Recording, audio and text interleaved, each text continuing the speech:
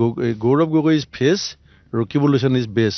মোক বলিকা বকৰা বনালে। যোৰহাটত লোকসভা নিৰ্বাচনৰ ফলাফলটো পঞ্চায়ত নিৰ্বাচনত ৰাইজে জানি বুজি ভাবি চিন্তি পৰিৱৰ্তন কৰিছিলে। পঞ্চায়ত নিৰ্বাচনত কংগ্ৰেছ দলে এখনো আসনত যোৰহাটত জিকিব পৰা নাছিলে। পঞ্চায়ত নিৰ্বাচনৰ ৰিজাল্ট বেয়া হোৱাৰ কাৰণে মোক বলিকা বকৰা বনালে গৌৰৱ গগৈহঁতে, যে ভূপেন বৰাৰ নেতৃত্বত পঞ্চায়ত বেয়া হ'ল। মোৰ নেতৃত্বত অসমত বেয়া হ'ল, মই মানি ল'লোঁ। গৌৰৱ গগৈ সভাপতি হোৱাৰ পাছত BTRত যেতিয়া লোকসভা নিৰ্বাচনত মই সভাপতি আছিলোঁ, তেতিয়া 2টা ছিট মিলাই পেলাই কংগ্ৰেছে 5.5 লাখ ভোট পাইছিলে। আৰু 20 বছৰৰ মূৰত আমি BTRত এইবাৰ কেণ্ডিডেট দিছিলোঁ। আৰু গৌৰৱ গগৈয়ে যেতিয়া BTR ইলেকশ্যন খেলিলে কাউন্সিল, তেতিয়া 45,000 ভোট পাইছে। গতিকে তেওঁৰ যিটো পলিটিকেল গ্ৰাফ, সেইটো আপুনি যোৰহাটৰ পঞ্চায়ত নিৰ্বাচনটো চাই লওক, তিতাবৰৰ পঞ্চায়ত নিৰ্বাচনটো চাই লওক, আৰু BTRৰ ইলেকশ্যনটো চাই লওক। আৰু গৌৰৱ গগৈ এতিয়া পলিটিকেলি নিষ্কণ্টক হ'ল। তেওঁ এজ এ প্ৰেচিডেণ্ট তেওঁ যিটো উদ্দেশ্য লৈ পেলাই আহিছিলে, সেইটো তেওঁ সাৰ্থক হ'ল। কাৰণ তেওঁৰ কথা হৈছে যে তেওঁ সভাপতি চকীখনৰ কোনো প্ৰতিদ্বন্দ্বী থাকিব নালাগে। গতিকে ভূপেন বৰা ওলাই যোৱাটো তেওঁৰ কাৰণে এটা প্ৰয়োজন আছিলে, প্ৰদ্যুৎ বৰদলৈ ওলাই যোৱাটো তেওঁৰ কাৰণে অতি প্ৰয়োজন আছিলে। কিন্তু আমি দুজন যেতিয়া ওলাই আহিলোঁ, তেওঁ সভাপতি পদটো নিষ্কণ্টক হ'ল। যিদৰে প্ৰদ্যুৎ বৰদলৈ ওলাই যোৱাৰ কাৰণে তেওঁ যোৰহাটত জিকা হৰালেও তেওঁ চিন্তিত নহয়। তেওঁ 29 চনত নগাঁও পাৰ্লিয়ামেণ্টটো লাগে, কাৰণ নগাঁও পাৰ্লিয়ামেণ্টটো কংগ্ৰেছৰ কাৰণে ছেফ ছিট। সেইকাৰণে তেওঁ প্ৰদ্যুৎ বৰদলৈক তেওঁ এনেকুৱা এটা পৰিস্থিতিলৈ ঠেলি দিলে যে তেওঁ জানে যে প্ৰদ্যুৎ বৰদলৈ ইমান জেগালৈকে যদি মই ঠেলি দিওঁ, তেতিয়া প্ৰদ্যুৎ বৰদলৈ কংগ্ৰেছত নাথাকে। গতিকে তেওঁক উলিয়ালে। এতিয়া তেওঁ ৰকিবুলেশ্যনে তেওঁক লেণ্ডিং স্পেচটো বনাই দিলে। গতিকে 29ৰ কাৰণে তেওঁ হৈ গ'ল। 29লৈকে নাই, প্ৰথমৰ পৰাই নাই। অসমৰ 12জন বুদ্ধিজীৱীয়ে তেখেতক লগ ধৰিছিলে সন্মিলিত মৰ্চাটো বিৰোধী ঐক্যত বনাবৰ কাৰণে। 12জন বুদ্ধিজীৱীয়ে আগত তেওঁ কৈছে যে কংগ্ৰেছ ক্ষমতালৈ নাহে, বিৰোধী ঐক্য হ'লেও ক্ষমতালৈ নাহে।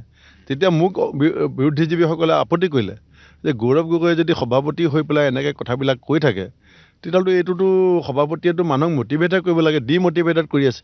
তেতিয়া মই তেওঁক ঘৰত গৈ পেলাই ক'লোঁ যে গগৈ এইটো বেয়া কথা হৈছে, এজন সভাপতিয়ে কেতিয়াও তেতিয়া ক'লে দাদা মইতো ফ্ৰেংক মানুহ, মই কি মিছা কথা ক'লোঁ, মই সঁচা কথা কৈছোঁ।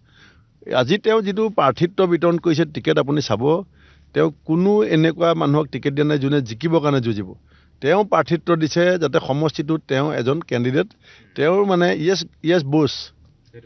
য়েছ বছ মানুহ কিছুমানক তেওঁ প্ৰমোট কৰিছে। তেওঁ এটা অলিক কল্পনা যে 31ত তেওঁ মানে চৰকাৰ বনাব। ধনৰ লেনদেনৰ অভিযোগো আপুনি আনে নেকি? এতিয়াতো এইটোতো চবেই জানে, মই ক'বলৈ নতুনকৈ কি প্ৰয়োজন আছে।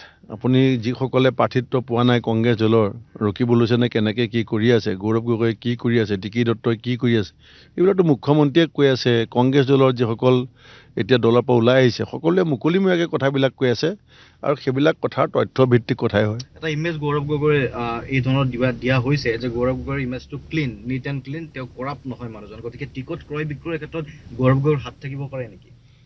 চাওক, সভাপতিজনক বাদ দি দলটো চলিব নোৱাৰে, কিন্তু তেওঁৰ যিটো এতিয়া নতুন ধৰণৰ ধাৰণা এটা সৃষ্টি কৰিছে, সেইটো হৈছে ৰকিবুলেশ্যন হৈছে বাল ঠেকেৰে। আপুনি জানে যে শিৱসেনাৰ দলটোত বাল ঠেকেৰে কোনো ডাঙৰ পজিশ্যনত নাছিলে, কিন্তু বাল ঠেকেৰে আছিলে। এতিয়া গৌৰৱ গগৈ ইজ ফেচ, ৰকিবুলেশ্যন ইজ বেছ। সেইধৰণে চলি আছে। বিজেপিলৈ আপুনি আহিল। বিজেপিত এতিয়া আপুনি এগৰাকী জ্যেষ্ঠ নেতা, কংগ্ৰেছৰ যিহেতু সভাপতিৰ আসনতো আছিল।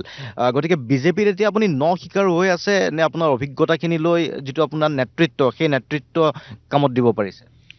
মই বিজেপিত 22 তাৰিখে জইন কৰাৰ পাছত ৰাতিয়ে মই বিহপুৰীয়া সমষ্টিলৈ আহিছোঁ, আৰু বিহপুৰীয়া সমষ্টিৰ 4 সীমাৰ বাহিৰৰ পৰা এইকেইদিন মই ক'লৈকো যোৱাই নাই। কাৰণ মোক যোগদান কৰাৰ পাছত মুখ্যমন্ত্ৰী ডাঙৰীয়াই কৈছিলে যে যিহেতু তুমি ৰঙানদীতহে মই প্ৰস্তুতি চলাই আছিলোঁ, গতিকে তুমি বিহপুৰীয়াতে গৈ বহি লোৱা, বিহপুৰীয়াতে খেলিব লাগিব।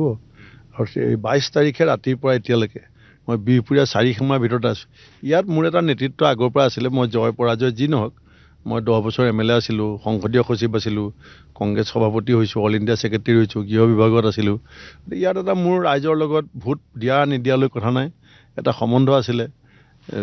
বহুত ধৰণৰ সহপাঠী, মিতিৰ কুটুম, জ্ঞাতি স্বজন, ইষ্ট কুটুম, এনেকৈ আমাৰ এটা সম্বন্ধ আছিলে। আৰু এতিয়া ৰাইজৰ মাজতে আছোঁ। এতিয়া ইলেকশ্যনৰ শেষ হোৱাৰ পিছতহে মই বাকী সমষ্টিৰ সীমাৰ বাহিৰলৈ ওলাম, আৰু তেতিয়া মোক বিজেপিয়ে যি ধৰণে কাম দিয়ে, যি দায়িত্ব দিয়ে, সেইটো পালন কৰিম। কিন্তু বিজেপিৰ যিটো আদৰ্শ থাকিব, বিজেপিৰ যিটো বাগধাৰা আছে, সেই বাগধাৰাটো আপুনি বিশ্বাসী হ'ব লাগিব।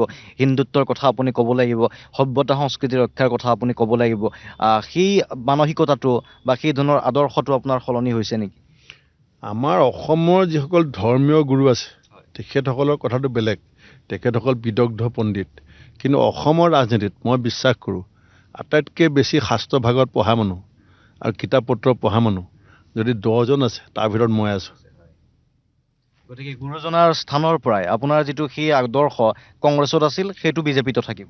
কংগ্ৰেছত থাকোঁতেতো মই মাধৱদেৱ বঁটা প্ৰতিষ্ঠা কৰিছোঁ, মাধৱদেৱ কলাক্ষেত্ৰ আৰম্ভ কৰিছোঁ, তেতিয়া মই বসন্ত উৎসৱ পাতোঁ। আপুনি গতিকে জুবিন গাৰ্গৰ যেতিয়া মৃত্যু হৈছিলে তেতিয়া মাহেকীয়া হেৰিটো গোটেই উত্তৰ অসমত ডাঙৰকৈ ময়ে পাতিছোঁ।